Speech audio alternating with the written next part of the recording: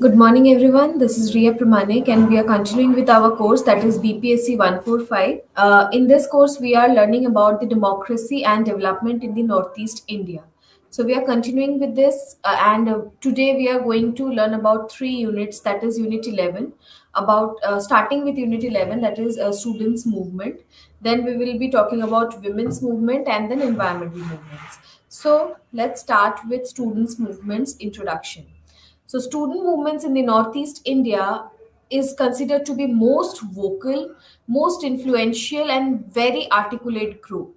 And all states of this region that comprises of eight, Northeast states, the entire Northeast region, all states among them have witnessed students' movements to varying extent. So you can imagine that how there is so much influence of student movements in the northeastern part of our country, which is very vocal, very influential, and very articulate group. So generally, the students' movement in the northeast collaborate or converge with other movements. So initially, it starts as a student movement, and then it got merged with other, movements because the issues are similar. Also, political leaders often consult student leaders in their respective states. So, because students are the person who take cares of the grassroots level issues, they talk about that, they bring forth the issues that is concerning for the local population at very ground level. So many times it is found that political leaders also consult them because they are the one who could give a very good insight to what is happening at the grassroots level, what is happening at the lowest level of the structure. Although students' movements in the Northeast India became more visible in the public space in the post-independent period, they were active in pre-independence period too. So this is very interesting because in pre-independence time also there were student movements that existed, but it was not that much in the public eye. But it is after the post-colonial period that this student movements came into forefront. So these students organizations have many important features also, but in northeast india these student movements important feature is its relationship with the ethnic or tribal identity. As we have already read about the tribal population, the composition of the population in the entire northeast region is that there are so many tribal groups, various tribal groups that are living together. There are so diversity among them, there is so many ethnicities, so many tribal groups. So that is why the important feature in northeast india's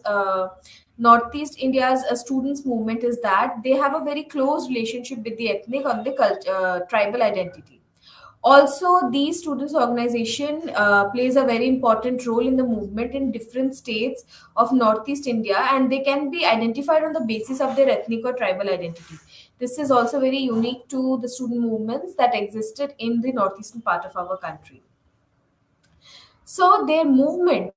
So let's talk about the movements in the Northeast India, starting with Assam. So there are some issues that these student movements are going to address in Assam, and these issues are related to migration issue, which is a very important issue. Then comes the setting up of oil refinery, ethnic and cultural identity by the student movements, particularly in Assam. So let's talk about some students' organization that exists in Assam, starting with All Assam Students Union, popularly known as ASU. There is also All Assam Minority Students Union, All Bodo Students Union, Karbi Students Association, the Masa Students Union, and All Kachar Students Associations. So these are some students' organizations that exist in Assam, and these organizations have been mobilizing students in Assam particularly. So there are also important examples of students' movement in Assam. The first is the role of the students in setting up of refinery in Assam. So setting up of oil refinery is also a major issue that is addressed by the student movements. and secondly for getting the language accepted as the state language in the 1960s. So because of the migration issue, there are many Bengalis who started living in Assam, and there was a threat to the Assamese culture, the language of Assam, Assamese, and that is why there was a protest that was going on, because Assamese people don't want Bengalis to be dominant in their own state, and that is why they fought. The student movements were done to make Assamese the state language. The third issue, third important example of where the student movements in Assam took place and they raised the issue, is about the anti-foreign national movement.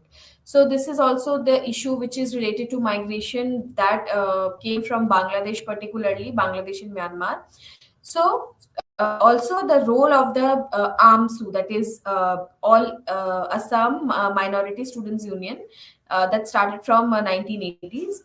There is also Bodo students who talks about their ethnic identities and getting political autonomy. So as is where each ethnic community demand their own autonomy, and they wanted a separate system, separate authority, so that they claim that they are not happy with living within a state with all the ethnicities, and they are being marginalized, they are being discriminated upon.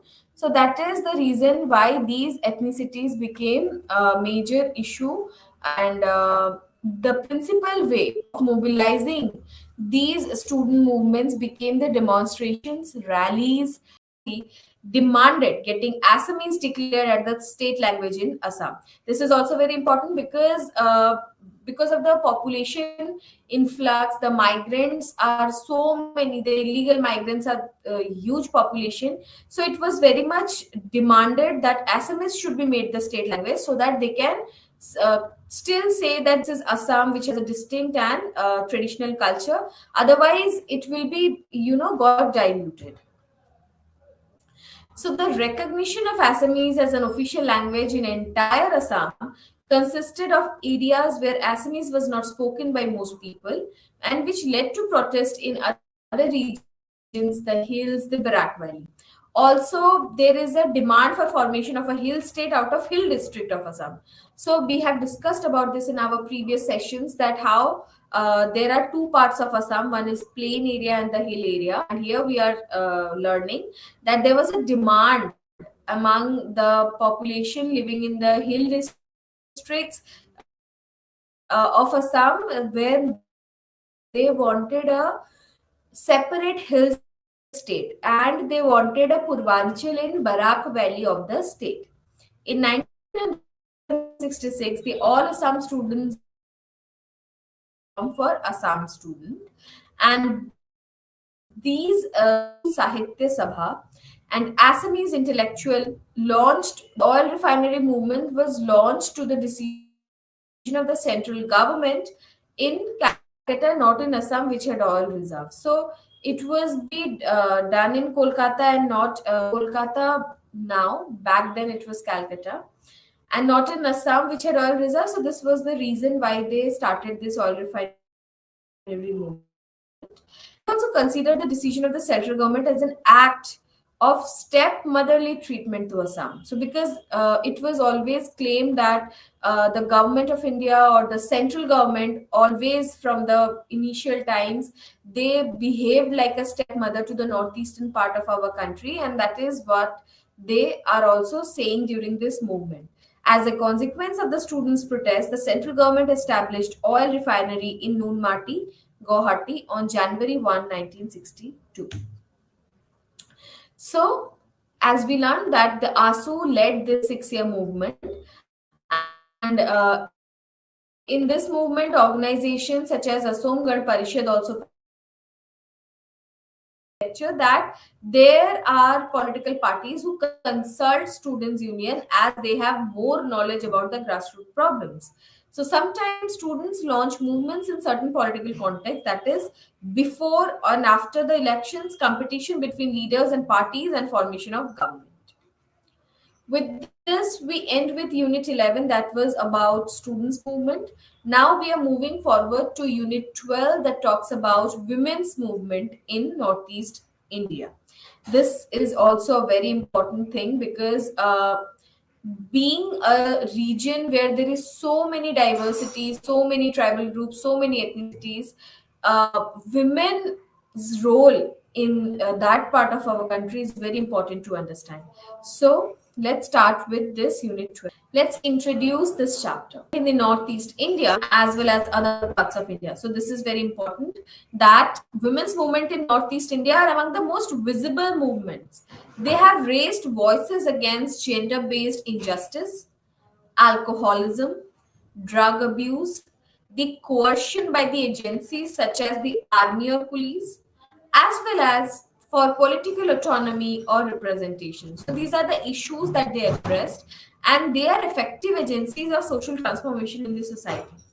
Some of them are redefining and challenging gender stereotypes as well as a collective action. These movements contribute to the consolidation and deepening of democracy. So, it is very, very important to understand that in every state of this region, that is Northeast region, you can find women's organization. And in comparison to other regions of the country, the literature on the women's movement in Northeast India is more been done on women's movement that happened in Northeast India as compared to other parts of the country. Let's talk about the issues and the features. So, women's issues in Northeast India have some common issues and share certain characteristics. So, there are issues that is not unique to particular state because some issues are common at that region. However, the priority of women's movement issues varies in different states of the region. So the women's movement in the Northeast India operate in collaboration with the movements or civil society organization in their respective state. The issues which the women's movement take up are not confined exclusively to women's or gender-based issues.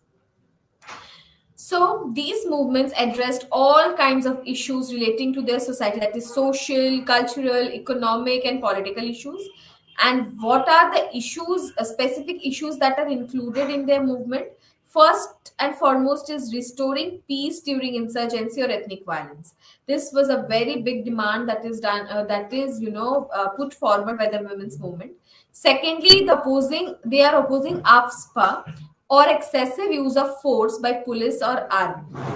Thirdly, getting representation in the political institutions because women's representation was very less in Northeast India, and that is why they wanted to be get represented in more and more number. Fourthly, the civic vigilance against alcoholism and drug misuse. So they were also fighting against alcoholism because that is directly or indirectly impacting their, identity. Gender equality within the community is also an issue, and along with that, there is issues like environmental issues, self-respect of them, then right to inheritance and succession, property, and then natural calamities, corruption, etc. So these are the issues on which women have been raising their voices.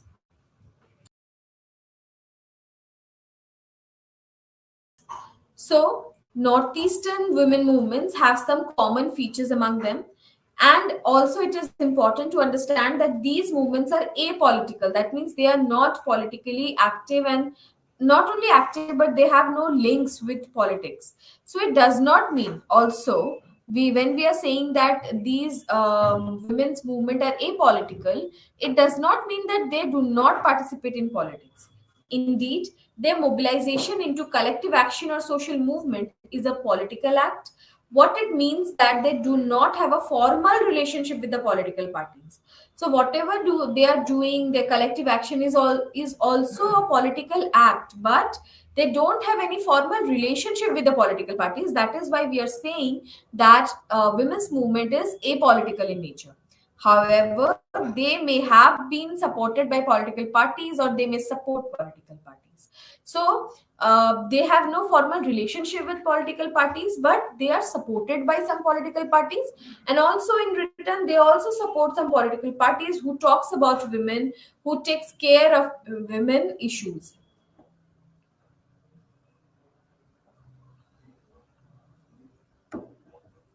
Even the individuals in the movement may have affiliations with political parties. So, by and large, women's movements are apolitical in Northeast India. They are also believed to be spontaneous, and their spontaneous emergence has some background or political context.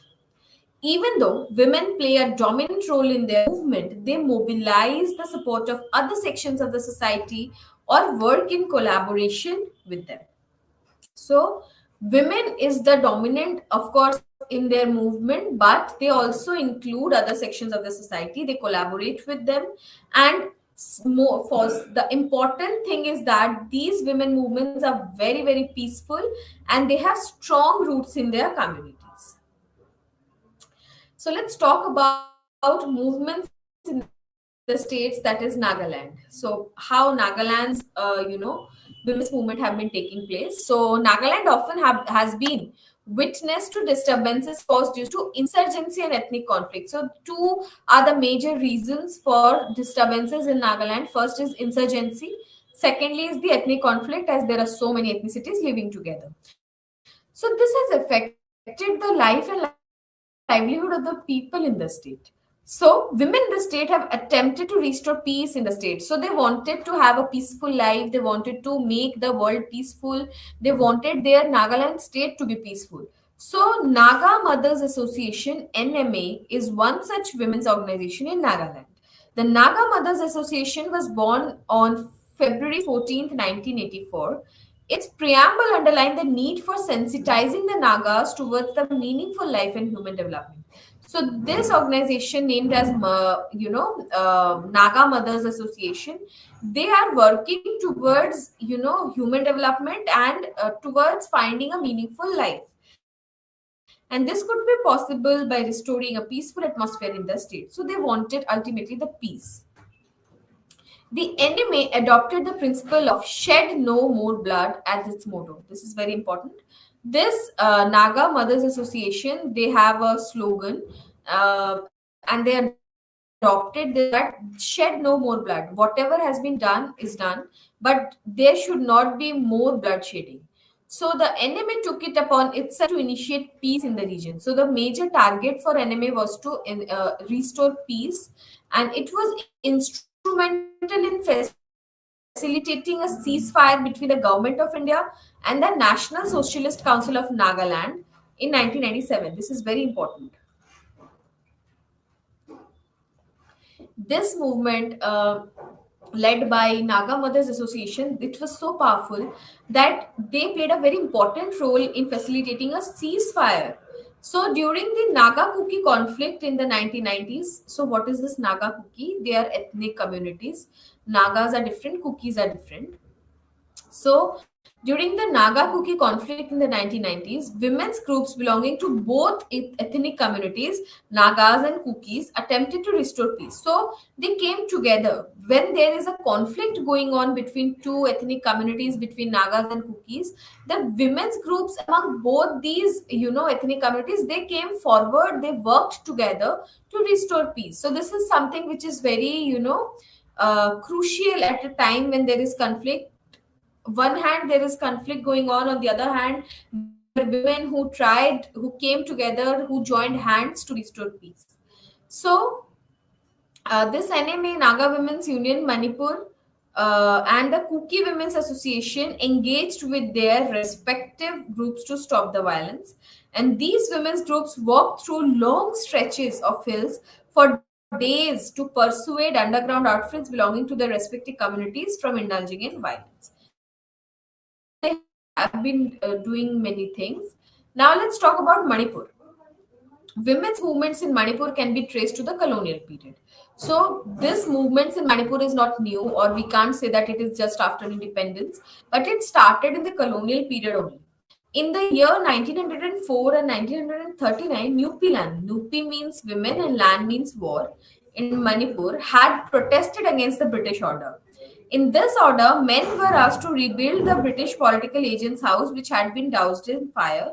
The women viewed this as forced labor called lallo. So they wanted to, stop their men to go and build the British political agent's house because they were forced to do that. So in Lalub, the men within the age group of 17 to 60 were forced to work without payment for 10 days in the period of every 40 days. So there is a large group of women who participated in this movement. The Britishers later suppressed the movement but had to withdraw the order later, where they were trying to, force the labor. They used forced labor to build the British political agent's house that has been doused in fire. So the Nupilan became a source of inspiration for the women's movement in the post-independence period. In the year 1980s, the women's group Meera Paibi, the torch-bearer, which sought inspiration from Nupilan, worked to dissuade young males from drinking. So they doesn't wanted their males to be drunken, because after that they perpetuate violence among them. So the Meera Paibi would go around their localites with lit torches and detain young males indulging in the antisocial activities like drinking, taking drugs, etc. So they were also vigilant when the armed wings of the state came to localities to arrest the youth. So the modus operandi of Meera Paibi is to mobilize people, includes clanking on the electric poles. So these were the techniques that has been used, and it has also ripple effect as Meera Paibi groups start gathering on the streets. So the mobilization of Meera Paibi groups is just sustained, and Meera Paibi, like other women's organization in the region, face opposition from the state agencies. They have not acted at the bidding of any political party or organization. They also do not follow any political ideology. Now let's come to Assam. Women's movement in Assam took up different issues.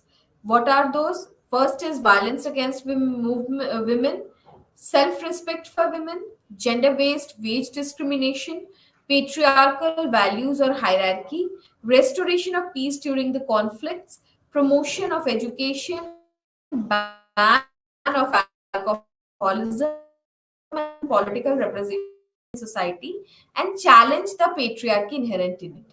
So later, these organizations broke into various smaller groups with Tezpur District Mahila Samiti as the major constituent of it. Let's come to the post-independent period in Assam. In the post-independent period, the Mahila Samitis have been promoting education among women, bringing out their skills, and act against alcoholism and other vices. So, in this situation of violence that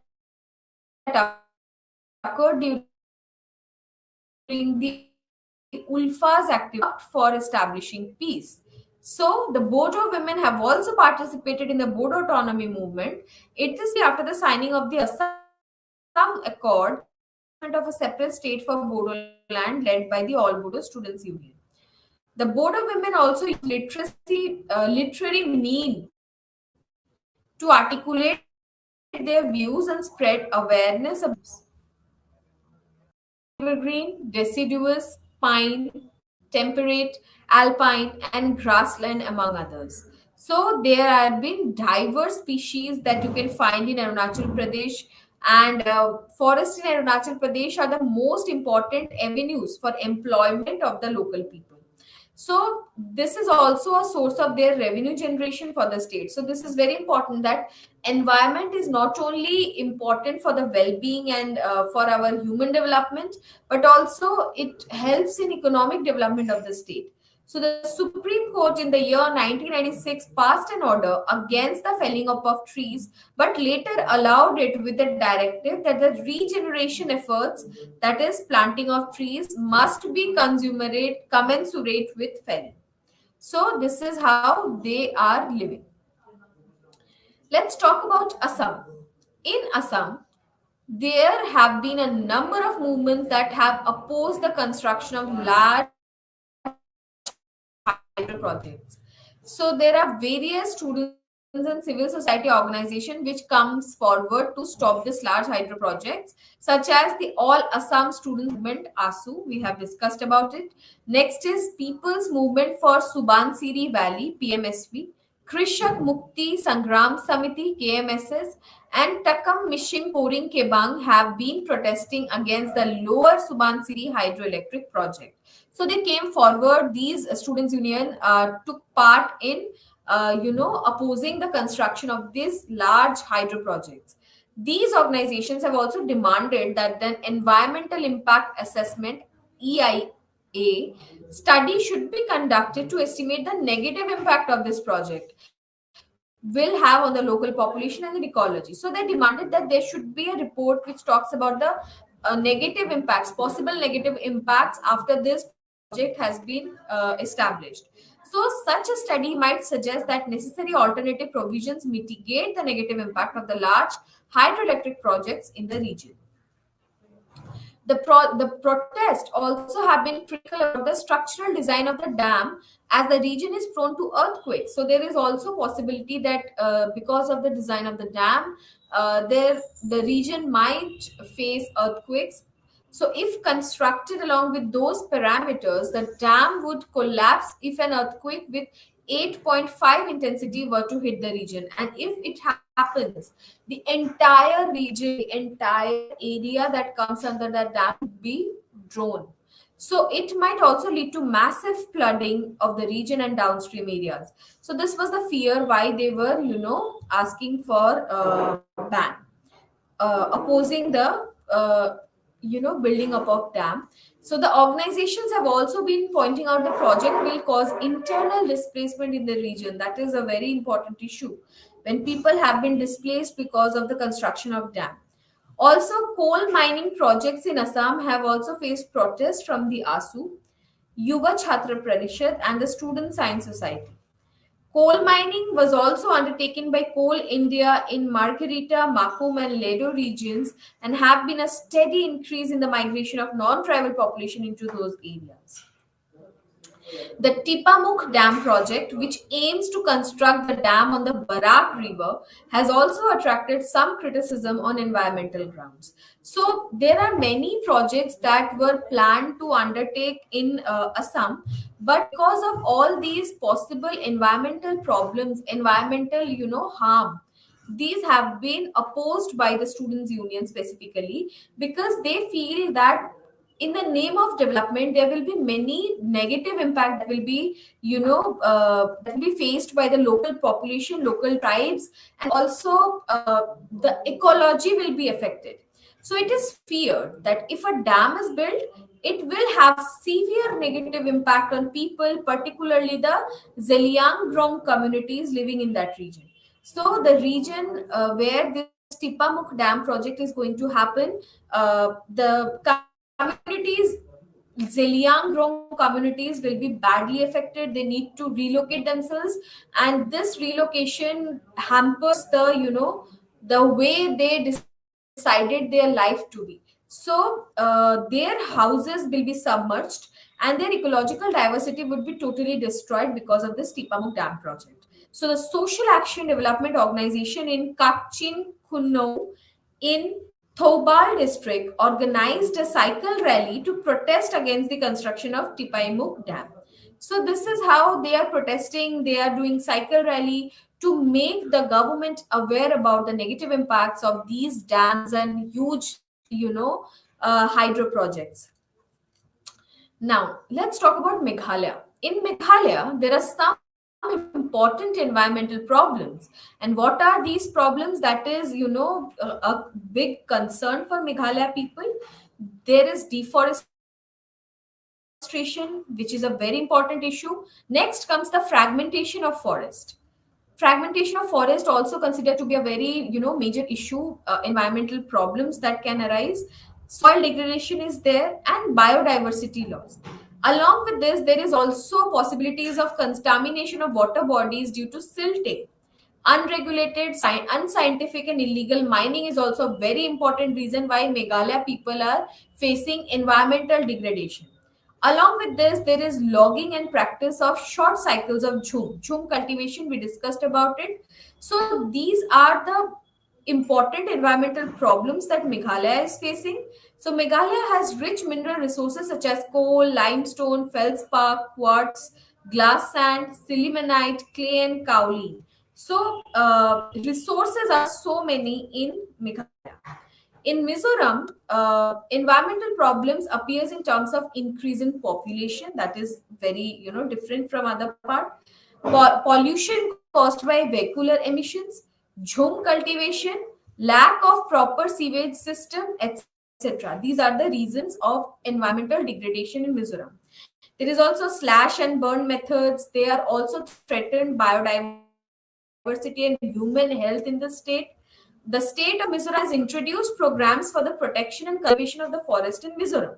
For example, programs such as the Intensification of Forest Management Scheme, Green Mizoram Program, State Bamboo Mission, National Afforestation Program have played a very significant role in protecting the forest in Mizoram. Similarly, in Nagaland, they are also bothered about the jhum cultivation and increase in population. There is also, population growth is the major source in Nagaland. So, with this, I end today's lecture. Next session will be completing our entire this BPSC 145 course. Thank you.